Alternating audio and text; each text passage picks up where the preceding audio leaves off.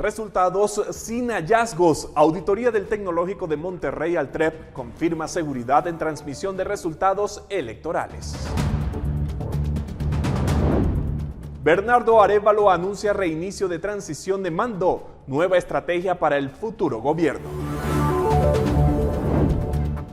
Plazo de 48 horas. Juez Jimmy Bremer, bajo escrutinio, debe resolver la situación legal de Claudia González, detenida por abuso de autoridad luego de 3 interrupciones en su audiencia de primera declaración. Adiós al joven Jefferson, víctima de un ataque armado a los 15 años. Familiares claman por justicia en medio de una historia de dolor.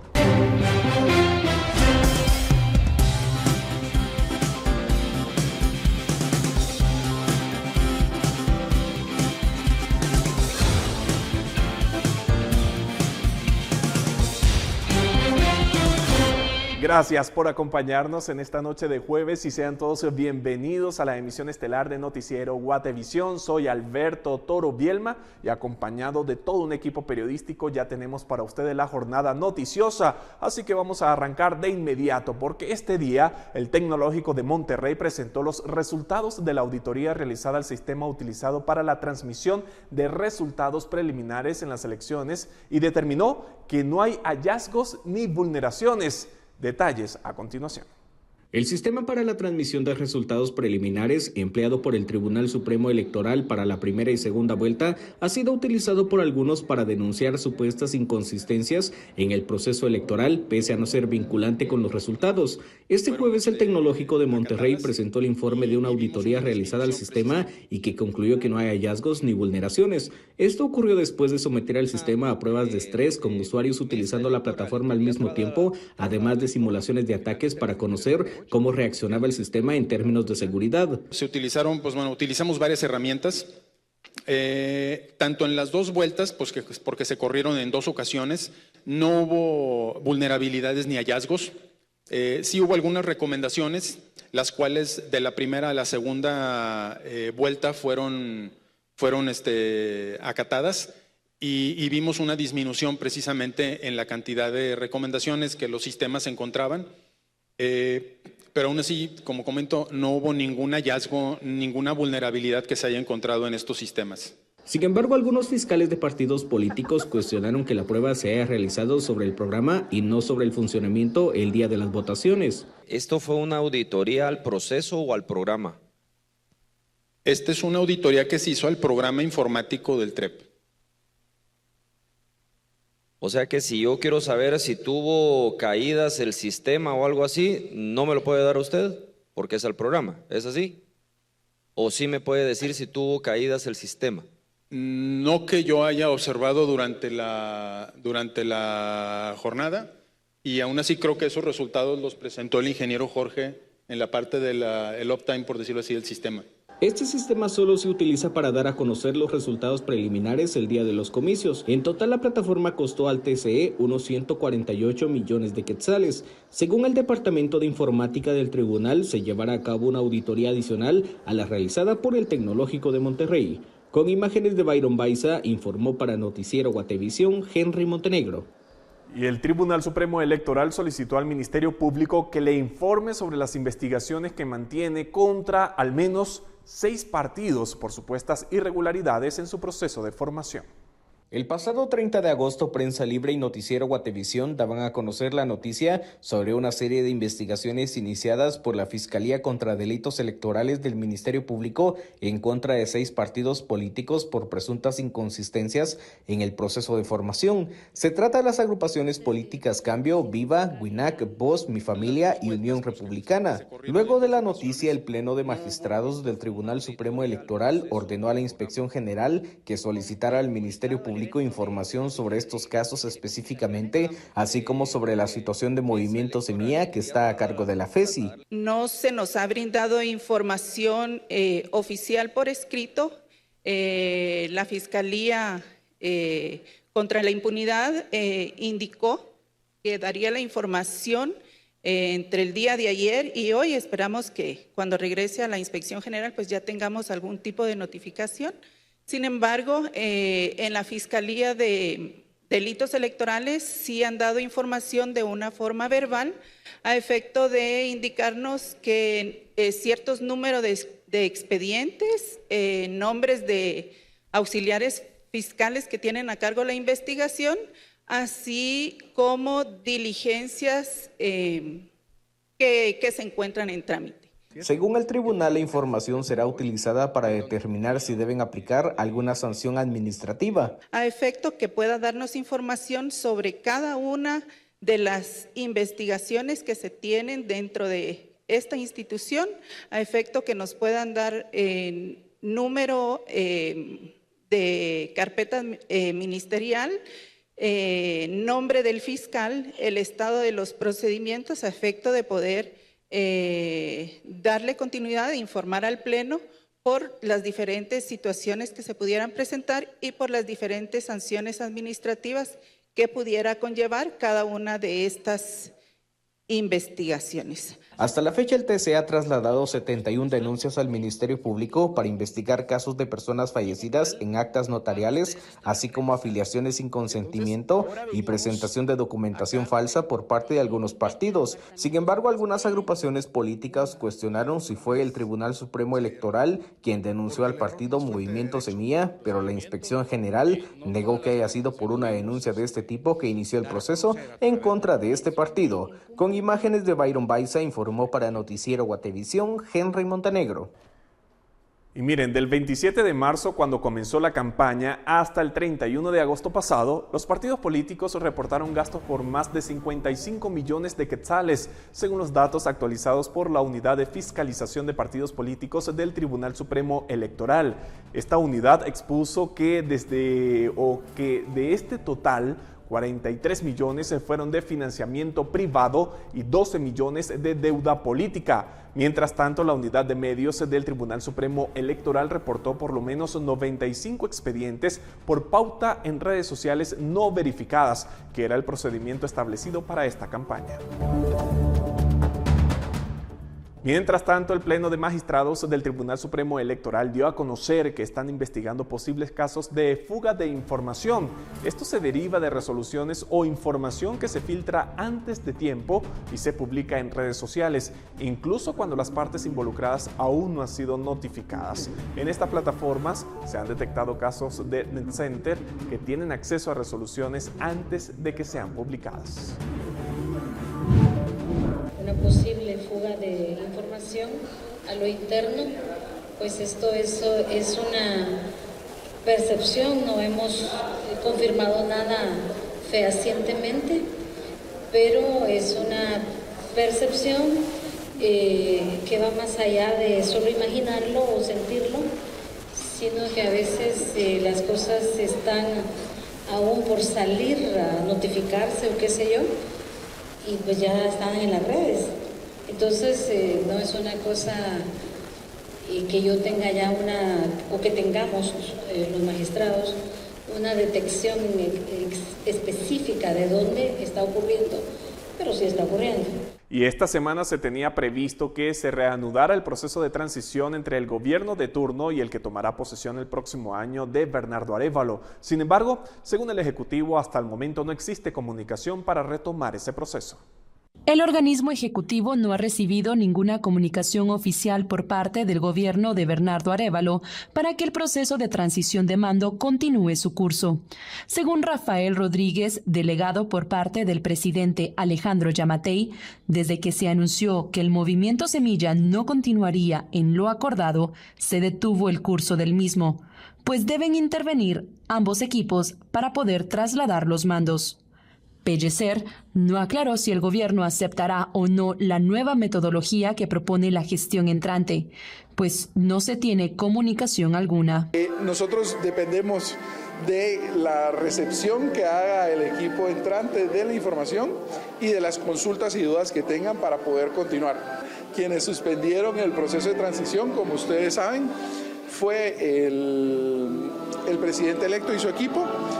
Nosotros respetamos la decisión, no la compartimos y estamos a la espera de una nueva comunicación para entonces a partir de ahí saber de qué se trata. Por su parte, el diputado Samuel Pérez del Movimiento Semilla Aclaró que sí habrá una comunicación con el Ejecutivo, pero con una nueva metodología. Se está preparando una comunicación que se enviará en los próximos días hacia el gobierno actual para retomar bajo ciertas condiciones que vamos a solicitar el proceso de transición. Lo que no estamos totalmente de acuerdo es con la metodología específicamente que planteó el gobierno actual. Arévalo de León decidió detener la transición después de que el Ministerio Público allanó el centro de operaciones del proceso electoral, donde se tenía el resguardo de las cajas que contenían las papeletas utilizadas en las elecciones del 25 de junio. No obstante, tras la visita del secretario general de la Organización de Estados Americanos y su intervención para que el proceso de transición siguiera su curso, Arévalo anunció que retomaría el mismo. Con imágenes de María René Barrientos y Michelle Velázquez, para Noticiero Guatevisión, reportó Leslie Sánchez. A propósito de esta información, más tarde el presidente electo Bernardo Arévalo envió al organismo ejecutivo una carta para reanudar el proceso de transición. La misma propone una nueva metodología, luego de que por primera vez el cambio de mando fue suspendido después de un proceso electoral. A través de su cuenta en la red social X, el presidente electo Bernardo Arévalo anunció que esta tarde se envió al organismo ejecutivo una propuesta para retomar el proceso de transición de mando con el presidente Alejandro Yamatei, el cual se encontraba suspendido desde el pasado 13 de septiembre. El comunicado explica que, atendiendo a la sugerencia que realizó el secretario de la Organización de los Estados Americanos, Luis Almagro, Arévalo propuso una nueva metodología para retomar las reuniones de trabajo sectorial a nivel de cada ministerio. A partir del 25 de septiembre, los equipos técnicos de cada gobierno volverán a reunirse. Según la vicepresidenta electa por el Movimiento Semilla, Karen Herrera Aguilar, el trabajo de transición no se detuvo, ya que continúan revisando la documentación entregada por las autoridades de turno para determinar los proyectos que seguirán o no durante el nuevo gobierno. Además, este lunes se entregará a la Comisión de Finanzas del Congreso un proyecto de presupuesto que propone una ampliación aproximada de 3.000 millones de quetzales más de lo que planteó el gobierno de turno para el funcionamiento del próximo año. Lo que se detuvo fue la parte protocolaria, ¿verdad? Estas luces, estar frente a las cámaras, porque pues esto requería de un análisis nuevo de la metodología. Hemos tenido la oportunidad de tener reuniones con cooperantes y de esas reuniones también sabemos que hay buenos proyectos, buenas propuestas que deben continuar, ¿verdad?, para el beneficio de la población. Pero específicamente de cada cartera aún no tenemos esta decisión de con esto continuamos. Este sábado el binomio electo convocó a todos los alcaldes del país para consultarles sobre las necesidades que tienen en sus municipios y así involucrarlos en el proceso de transición de mando.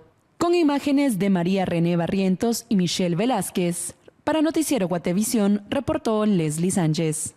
Miren, por cierto, la Presidencia de la República informó en horas de la noche que recibió el oficio del presidente electo Bernardo Arévalo a las 16 horas con 10 minutos. Agregaron que su contenido está bajo análisis. Y la Sala Cuarta de la Corte de Apelaciones ordenó este jueves al juez 10B Jimmy Bremer resolver la situación legal de la abogada Claudia González en un plazo de 48 horas, con el argumento de que en 2 ocasiones se ha interrumpido la audiencia de primera declaración y en la tercera ocasión fue suspendida. Claudia González, señalada por abuso de autoridad cuando era funcionaria de la CISEC, está detenida desde el pasado 28 de agosto y ha permanecido en prisión sin que se haya dictado auto de procesamiento en su contra, por lo que se considera que existe una detención ilegal, indica el documento, por lo cual el juzgado 10º pluripersonal programó para este viernes 22 de septiembre la continuación de la primera audiencia de declaración. ¿Ha sido pienso ir? Y luego de las críticas que surgieron por la designación de Sabrina Vélez como suplente por parte de los partidos políticos en el Consejo Consultivo del RENAP, pese a que recientemente fue enviada a juicio por el caso Insibume, la presidenta del directorio del ente, Blanca Alfaro, señaló que no tomarán ninguna medida, ya que respetan la designación y puso en duda cómo cuestionan el criterio de idoneidad. actualmente. Vélez estuvo 3 meses prófuga de la justicia, ya que era requerida por la justicia por un supuesto desfalco por 30 millones de quetzales del ICIBUME. El pasado 19 de septiembre, los secretarios generales votaron por la planilla encabezada por el diputado Manuel Rivera y como suplente se designó a Vélez. Hay que respetar la designación y si un ciudadano o una ciudadana considera que no debe ser, pues existen los recursos correspondientes para hacer las impugnaciones. Pero en estos momentos, pues yo no conozco ninguna sentencia firme de la licenciada y como nosotros los abogados hacemos un juramento, primero de respetar ese sagrado principio de la inocencia, y que no podemos emitir ningún juicio de desvalor contra ninguna persona porque hemos ofrecido defender precisamente la norma. Después puede llegar a tener pensamientos de suicidio, que ya es me quiero matar. Por cada 4 mujeres que tienen ideación suicida, un hombre la tiene. De no considerarse la salud mental una prioridad. Los problemas de salud mental en general están aumentando y que no estamos logrando responder a ello. Guatemala solo se va a reconstruir si la salud mental de su pueblo se reconstruye.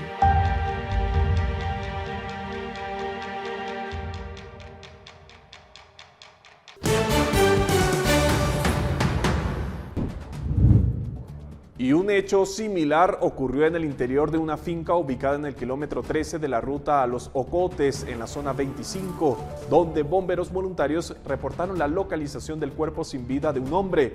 El hallazgo tuvo lugar hace pocas horas, por lo que las autoridades aún trabajan en el lugar, llevando a cabo los peritajes correspondientes.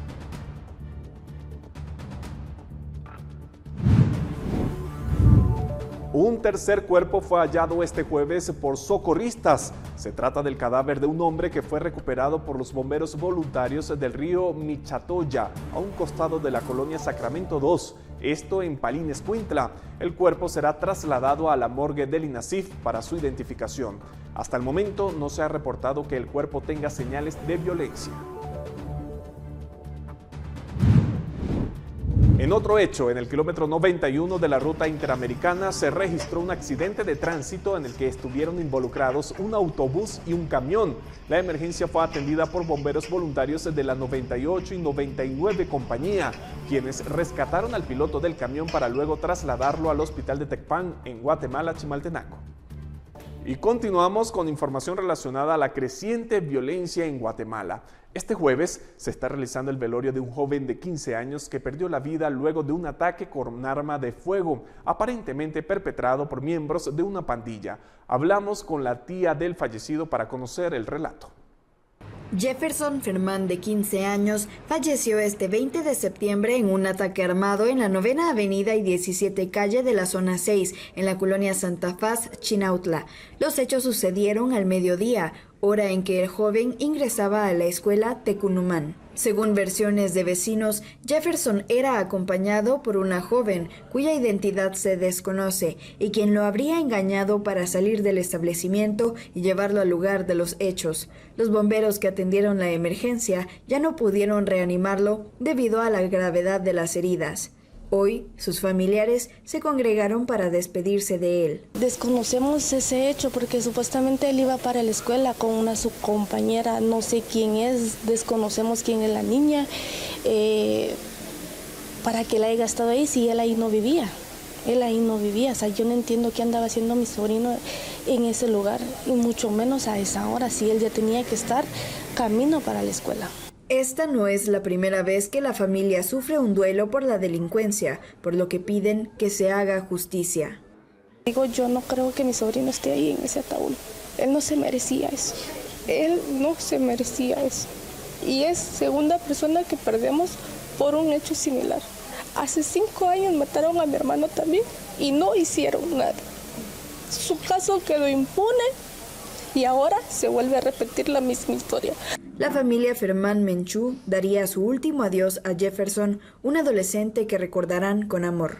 Con imágenes de Esvin García para Noticiero Guatevisión, Fátima Herrera.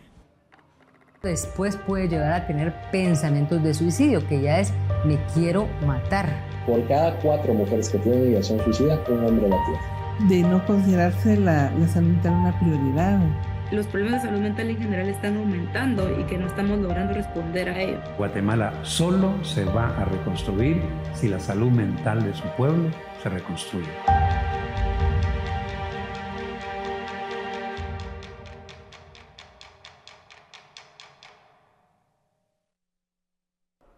Y mucha atención porque es el momento de ofrecerles una actualización sobre la situación del dengue en el país. El ministro de Salud ha informado hoy que los casos siguen afectando a varios departamentos. Se ha observado que la mayoría de los registros corresponden a menores de edad.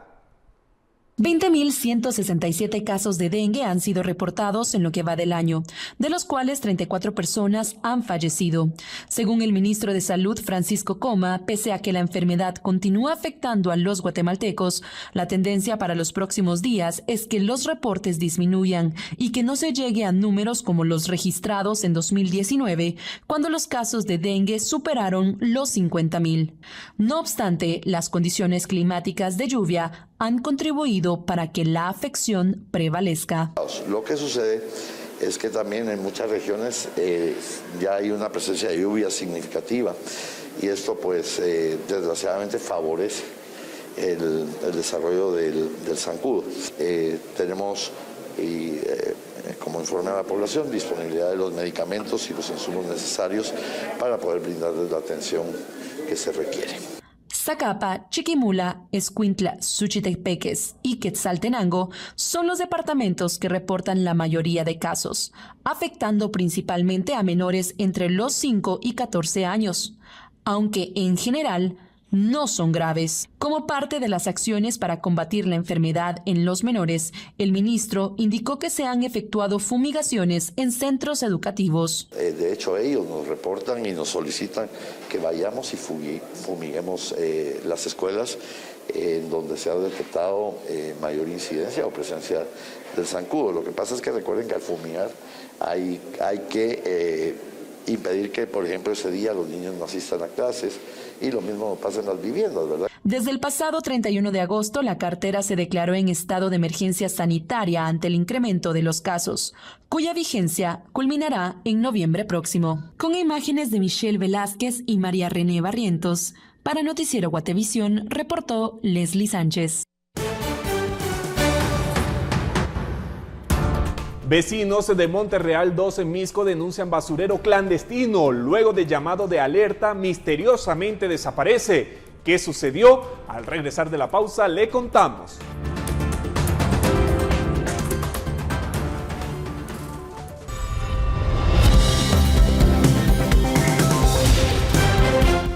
Este jueves 20 de septiembre le presentamos una denuncia que llegó a nuestro número de Guate Reporta 40013-3859 sobre la creación de un basurero clandestino. Sin embargo, este ya fue retirado. Estas imágenes fueron captadas por un vecino de la colonia Monterreal 2 en la zona 4 de Mixco, quien las trasladó a nuestro Guate Reporta 4003-3859, donde alertaba la preocupación que tenían sobre la creación de un basurero o vertedero ilegal. Las imágenes las presentamos este miércoles en nuestra sección Guate Reporta. Allí, los vecinos hacían un llamado a las autoridades de la municipalidad de Mixco, ya que les estaban afectando la proliferación de moscas y los malos olores. Este jueves, en Guatevisión y Prensa Libre, llegamos al lugar y realizamos un vuelo con dron sobre la zona donde se había visto la basura. Sin embargo, ya no estaba. Únicamente se podían observar lonas publicitarias y sacos de reciclaje, así como camiones de basura estacionados. No obstante, los vecinos aseguran que están esperando una reunión que les ofreció la comuna para determinar qué está ocurriendo en la zona que aseguran les pertenece a ellos y no es área municipal. Allí también se pudo observar un predio de vehículos que, según los habitantes, pertenece a la comuna y son carros incautados en hechos de tránsito que son llevados hasta esta zona. Con imágenes de María José Bonilla, reportó Andrea Domínguez. Y nuestro televidente Julio Ischlag, desde la aldea Chiquín en el municipio de Chuarrancho, nos reporta que esta aldea sufre por la falta de agua potable y que pasan de 15 a 20 días sin una sola gota de agua. nos informa que el día de ayer, 20 de septiembre, la aldea estuvo de fiesta y les habilitaron tan solo 8 chorros de agua potable que se encuentran instalados a la orilla de la calle principal. Nuestro televidente hace un llamado a las autoridades correspondientes, ya que estar sin agua potable por varios días es algo inhumano. Ahora hablamos de una denuncia pública que realiza nuestro televidente Josué y nos reporta que en el centenario Puente Xistún, patrimonio cultural ubicado en San Pedro Carchá, en Alta Verapaz, se ha convertido en un mercado. Informa que en el municipio de Alta Verapaz existe un acuerdo municipal que prohíbe las ventas ambulantes. Nuestro televidente hace un llamado a las autoridades locales para que tomen cartas en el asunto y solucionen este problema que se vive en el patrimonio cultural ubicado en San Pedro Carchá.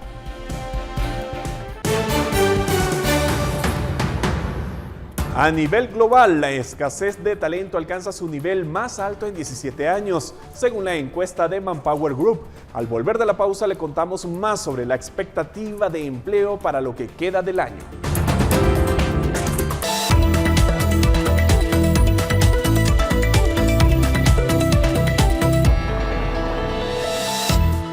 Y a esta hora de la noche vamos a darle la bienvenida a nuestra compañera Paula Osaeta. Eso significa que llegó el momento de que hablemos de dinero. Paula, buenas noches.